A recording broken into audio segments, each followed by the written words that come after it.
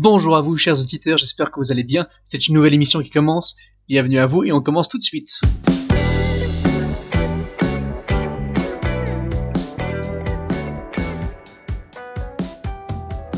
Je suis toujours coincé avec vous sur ma bonne vieille planète de Trappiste 1F, toujours la plus belle planète de la constellation du Verseau, et qui est devenue un peu lugubre depuis qu'il y a cette nébuleuse. De mon abri, je vois que la mer a commencé à geler, l'atmosphère se refroidit, et je crois qu'il est urgent que je rentre chez moi.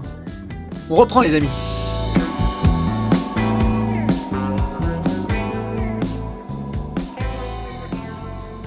Voici 10 957 jours que je suis tout seul maintenant sur ma planète. J'espère qu'on n'a pas fait trop de bruit avec notre émission de l'autre jour, en tout cas la planète est inhabitée, en tout cas paraît-il. Enfin, on reprend. Et les mots qui ont été tirés sont blanchisserie, grange et récréation. Voilà, j'espère que l'histoire va vous plaire. Je vous la narre tout de suite.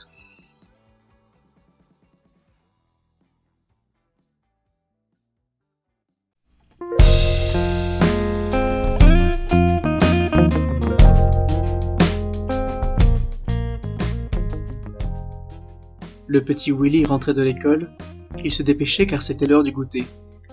Il franchit le rideau de perles de la blanchisserie, passa derrière le comptoir, grimpa sur le tabouret et commença à feuilleter le registre devant lui. Un colosse au costard impeccable, lunettes de soleil et le crâne luisant entra dans la blanchisserie. Sans dire un mot, il adressa un bref salut au gamin, passa derrière le comptoir et s'affaira dans une pièce qui, au bruit, semblait être une cuisine. Il revint avec une assiette contenant un petit pain au lait dans lequel on avait glissé 3 carrés de chocolat. Il posa l'assiette sur le comptoir, puis se redirigea dans l'arrière-salle. « Et le bisou ?» dit le gosse. Le colosse puisa au fond de lui-même la patience qu'il n'avait jamais eue. Il retourna vers l'enfant, exécuta le baiser réglementaire sur les cheveux broussailleux et blonds et repartait déjà à grands pas. « Fais toucher !» dit le gosse impassible, toujours le nez plongé sur son registre. Le colosse, qui répondait au sobriquet d'Emilio Casgrain, sentit le contact de son flingue dans la veste, de son couteau attaché autour de sa cuisse, de son poing américain dans sa poche. Il regarda l'arrière-crâne de l'enfant et se remémora comment il avait acquis dans la pègre le surnom de Casgrain. Il s'avança, se mit à la droite de l'enfant, toujours plongé dans sa lecture. Emilio retint son souffle, puis inclina sa tête sur le comptoir. « Ouais !» lâcha le gosse, tout en tâtant le crâne adipeux du tueur. « Crâne de phoque !» s'écriait-il. « Crâne de phoque !» répète entre ses dents Emilio. La porte d'entrée retentit, et Patty apparut, écartant le rideau de perles. « Tati !» dit le gamin, délaissant Emilio et courant rejoindre Patty. Elle le réceptionna lourdement du fait de ses 63 ans. « Alors Willy, comment va le petit Willy ?»« Ah mais tu es tout gluant, tu n'as pas demandé à tonton Emilio de faire le phoque au moins. »« Non, lâcha ce dernier en reprenant contenance. »« Juste touche crâne, dit le gosse. »« Ah, le petit Emilio, se moqua Patty. Tout en se redressant, elle remit sa jupe en place. « T'en as pas profité pour me mater, petit coquin, va ?» lança-t-elle à Emilio qui rougit violemment. « Tu sais Willy, il y a un temps où Emilio il venait souvent chez Patty. » continua-t-elle malicieusement. « Ah oui, pourquoi ?» demanda le petit Willy. « Pour mon travail, petit. Et pour le plaisir, comme on dit. » Déjà, depuis le début de cet échange, le tueur à gages s'était enfermé dans un autre univers mental, où il s'injecta des images de discothèques et de meurtres. Depuis que Casgrain était chargé de surveiller le petit Willy, il avait fait énormément de progrès en relaxation et en introspection, au point qu'il eût pu impressionner les plus grands yogis. Emilio tendit une antenne hors de son palais mental. Il riait. Bon, au moins la pute ne parlait plus. Il réintégra alors notre plan d'existence, comme un nageur perçant la surface de l'eau.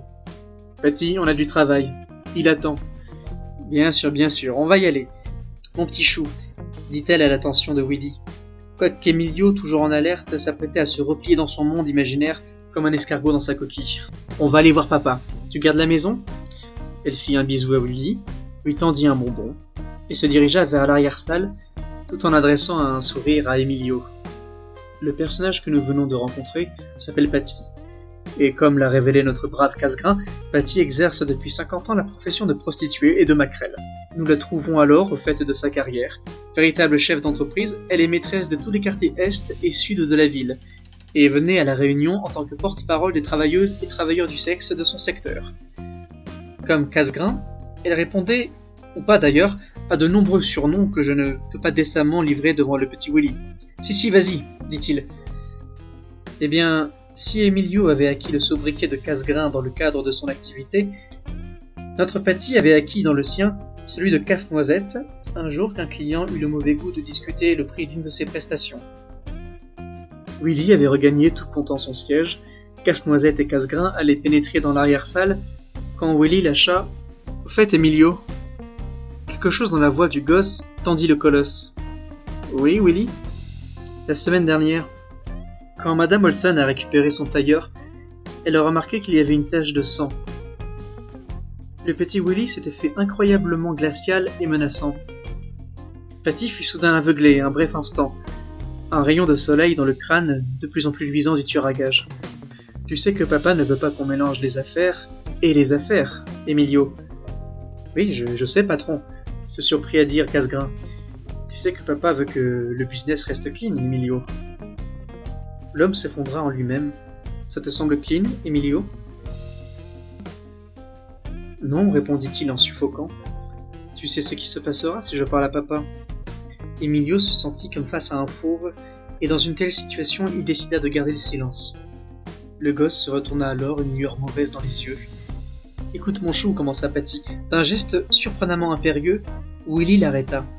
« Réponds à ma question, Emilio. Tu veux que papa le sache ?» En tremblant, Emilio ôta ses lunettes, tenta d'essuyer la sueur qui lui piquait les yeux. « Non, Willy. S'il te plaît, c'est une minuscule erreur. Ne dis rien à ton père, Willy. »« Je ne dois rien dire, selon toi ?»« Oui, Willy, ne dis rien. »« Très bien, dit-il. » Il ouvrit le tiroir du bureau, en sortit une petite balle en mousse de couleur rouge. Cela dépassa toutes les craintes d'Emilio. « Fais le phoque !» s'amusa le gosse en lui tendant la balle en mousse.